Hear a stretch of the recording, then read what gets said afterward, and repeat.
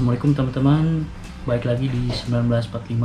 Hari ini kita akan membahas item-item apa saja yang dibutuhkan untuk para akuarium pemula ya, aquaris pemula, supaya akuarium kita itu tahan bertahun-tahun dan juga ikan-ikannya itu tidak cepat mati atau tidak cepat sakit.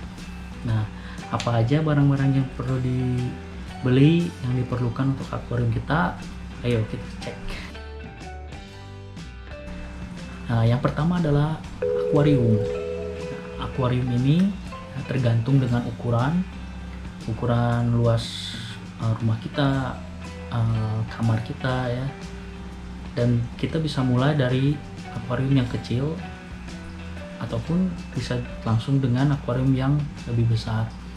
Nah, akuarium yang lebih kecil itu akan lebih sulit di awal-awal karena bagi penghobi baru itu membutuhkan banyak waktu untuk maintenance, karena biasanya di akuarium yang kecil itu kandungan atau parameter air itu berubahnya itu cepat ya, karena volume airnya yang tidak besar.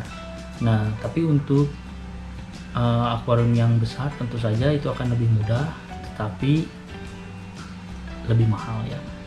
Dan juga yang terpenting adalah positioning atau penempatan. Nah, penempatan di dalam akuarium itu sangat penting sekali ya. Jangan sampai kita itu menaruh akuarium itu asal-asalan ya. Misalnya di bawahnya itu atau standnya ya, di bawahnya itu banyak rak buku atau ada rak buku ya. Nah, ini tentu saja sangat bahaya dong kalau misalnya kita mengisi air atau sedang menguras akuarium, dan itu akan berbahaya bagi si buku itu sendiri ya. Nanti ketika kita menguras air akan ya kemana-mana dan mengenai kertas ya pada buku. Dan juga jangan sampai di bawahnya itu banyak barang elektronik. Tentu barang elektronik itu sensitif sekali terhadap air ya. Jadi kalau misalnya kena air ya menjadi rusak. Sangat tidak dianjurkan ya. Sangat tidak dianjurkan untuk di bawahnya itu terdapat benda-benda tersebut.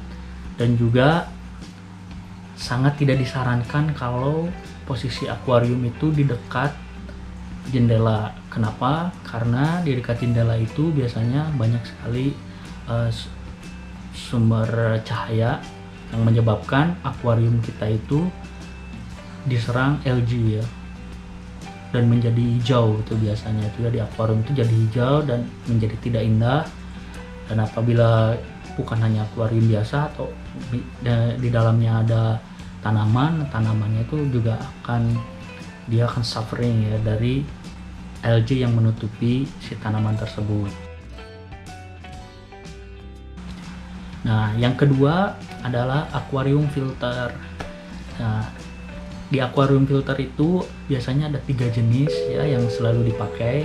Yang pertama itu sponge filter, yang kedua itu hang on bag filter, dan juga yang ketiga itu canister filter. Dan juga sebenarnya ada satu lagi yaitu sum up filter ya, dari akuarium kecil itu ya, yang dikasih sekat-sekat dan di sana ditaruh media filtrasi. Nah, akuarium filter ini juga sangat penting sekali ya, supaya akuarium kita itu terjaga kualitas dan parameter airnya. Nah, terkadang kita itu tidak menghiraukan sebagai penghobi akuarium baru ya, bahwa yang terpenting itu ada airnya, dikasih ikan gitu. Nah, itu salah sekali ya, totally salah ya. Karena di dalam air yang khususnya air yang baru ya, misalnya air pump, itu terkandung banyak nitrat dan klorin juga yang tinggi. Nah, itu tidak cocok sebenarnya untuk ikan. Maka kita taruh filtrasi dan media filtrasi untuk menyeimbangkan kadar atau parameter air yang terdapat pada akuarium kita. Nah, di situ ketika semua berjalan sesuai dengan filtrasinya, di situ air itu akan menyesuaikan dengan kebutuhan ikan. Makanya sangat tidak direkomendasikan kalau misalnya ikan itu beli bareng bersama akuariumnya. Nah, kita lanjut ke yang ketiga, yaitu termometer. Loh, termometer apa pentingnya gitu ya? Nah, termometer itu sangat penting ya bagi penghobi baru. Nah, karena kita itu tidak paham awalnya bahwa ikan-ikan yang kita beli itu hidupnya di daerah seperti apa.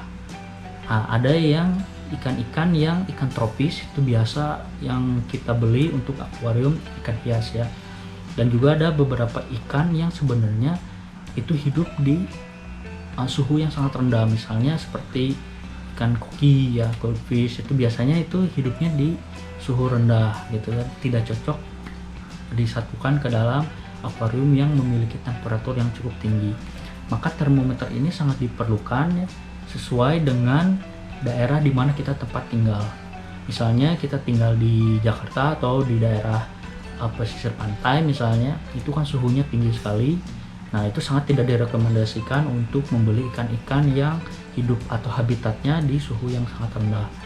Dan juga sebaliknya ya, jika kita bertempat tinggal di pegunungan gitu atau di daerah tinggi yang suhunya rendah, sangat tidak direkomendasikan untuk membeli ikan yang hidupnya itu di suhu yang tinggi ya, dengan atau ikan tropis misalnya.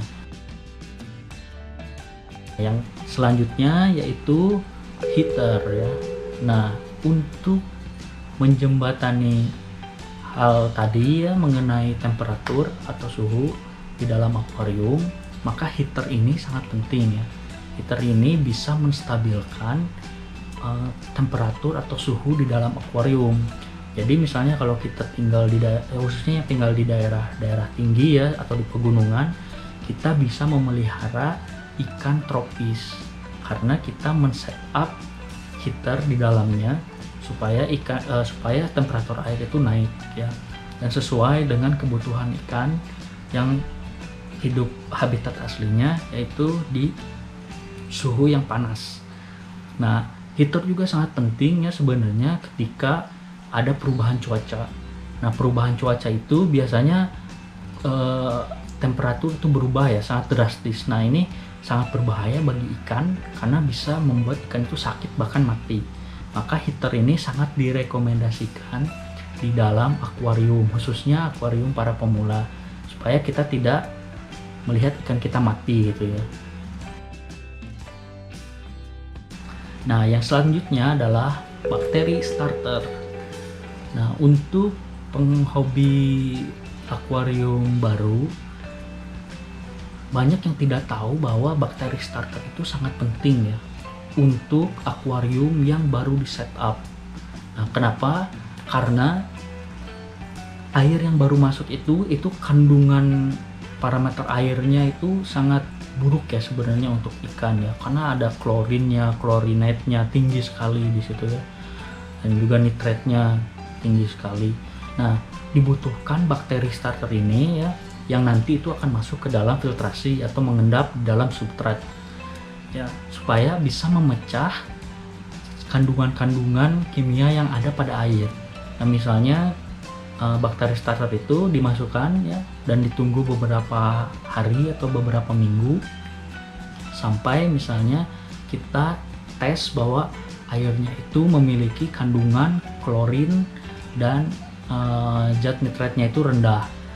Nah, baru kita akan paham bahwa bakteri starter ini sangat dibutuhkan sebenarnya ya untuk akuarium yang baru di setup.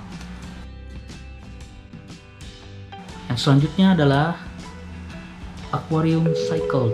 Nah, aquarium cycle ini apa nih? Nah, aquarium cycle itu adalah akuarium yang sudah mature ya, sudah dewasa ya, kandungan airnya, bakterinya. Nah, akuarium yang sudah cycle ini akuarium yang sudah siap untuk masuknya ikan yang kita beli. Nah, bagaimana cara untuk mengetahui bisa cycle atau tidak? Itu kita harus dites dengan parameter dengan parameter air yang terkandung di dalamnya itu dengan test kit ya. Kalau misalnya berapa lama sih akuarium itu bisa cycle?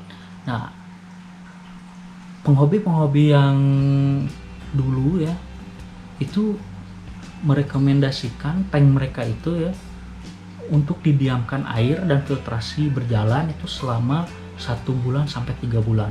Jadi sangat lama sekali. Mungkin dulu juga belum ada bakteri starter ya, atau tidak populer.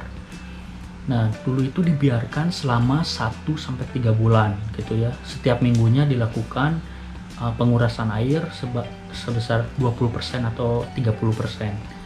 Nah, dulu itu didiamkan dulu selama 1 bulan minimal, baru akuariumnya itu bisa disebut cycled ya, atau mature ya, atau sudah dewasa. Nah, baru ikannya akan dimasukkan, dan itu biasanya sudah nyaman bagi kondisi ikan itu untuk hidup di dalam akuarium kita. Nah, dengan bantuan bakteri starter tadi, kita bisa mempercepat proses akuarium cycle itu ya. Yang misalnya 1 bulan sampai 3 bulan, kita bisa perpendek ya umur untuk mature-nya di dalam akuarium itu selama 2 minggu sampai 1 bulan. Jadi minimal 2 minggu dibiarkan dulu ya, dan dilakukan pergantian air selama 1 minggu sekali, atau lebih bagusnya 3 hari sekali, dan diganti airnya gitu ya selama 25%. Nah, kita tunggu sampai 2 minggu, lalu kita tes. Jika parameter airnya udah oke, baru masuk ikan. Yang selanjutnya adalah water test kit. Nah, ini sangat dibutuhkan sebenarnya sih untuk pemula, mungkin ya agak mahal ya, dan tidak ya kurang paham juga, tetapi ini sangat dibutuhkan ya untuk akuarium hobis, supaya kita paham parameter air yang ada pada akuarium baru kita. Nah, kalau misalnya kita baru memasukkan air 1 hari atau 2 hari, kita tes parameter airnya itu, kita bakal melihat di sana tingkat nitratnya misalnya tinggi atau pH-nya berapa, dan misalnya ada zat-zat yang lain yang kita bisa mengetahui lewat test kit itu. Dan itu sebenarnya bagus dan memudahkan kita jika kita ingin membeli ikan-ikan yang harganya mahal ya, supaya ikan kita itu tidak sakit dan tidak mati ya. Kan sayang sekali kan kalau misalnya beli ikan mahal tiba-tiba mati gara-gara kita tidak tidak mengetahui kualitas air di dalam akuarium kita. Nah, water kit test ini ya sangat dibutuhkan juga untuk mengetahui parameter air. Oke, dan yang terakhir baru kita beli ikan ya. Dan beli ikan ini juga kita harus melihat kondisi ikan yang dijual misalnya di toko akuarium atau di toko abang-abang ya, misalnya di abang-abang itu kita lihat kondisi airnya bagaimana ya, keruh atau misalnya ada banyak ikan yang mati. Nah, itu mengandung penyakit yang sangat berbahaya ya kalau kita masukkan ke dalam akuarium kita yang sudah di setup sudah sempurna misalnya. Nah, itu berbahaya, ikannya itu membawa penyakit. Akhirnya akuarium kita di airnya itu berpenyakit, dan kalau kita membeli banyak ikan akhirnya mati satu persatu, dan itu juga menjadi sesuatu yang sangat bisa menjadi stres ya bagi kita ya, yang seharusnya hobi kita itu untuk relief stres ya, atau menurunkan stres, malah stresnya bertambah. Jadi membeli ikan pun harus paham di mana dia tinggalnya itu ya, maksudnya kondisi air yang di toko akuariumnya itu bagaimana, supaya kita juga tidak membeli ikan yang salah ya. Ikan yang salah itu berbahayanya adalah akuarium yang baru kita setup itu menjadi terkontaminasi dan parameter airnya menjadi buruk ya, dan di sana banyak penyakit dan membuat ikan kita yang lainnya itu mati.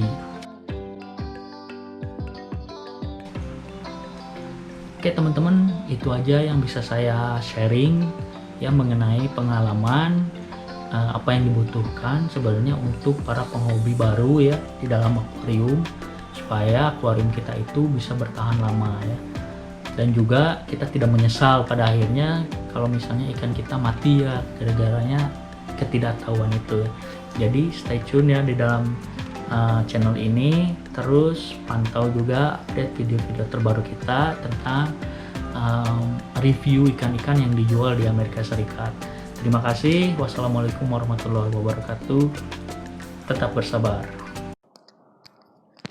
Terima kasih bagi teman-teman penghobi ikan hias yang sudah nonton sampai full. Untuk mensupport channel ini, klik tombol subscribe dan klik tombol lonceng untuk update video terbaru. Silahkan like or dislike. Komen untuk menamaikan channel ini. Tetap bersabar dalam merawat ikan. Sampai ketemu di next video. Wassalamualaikum.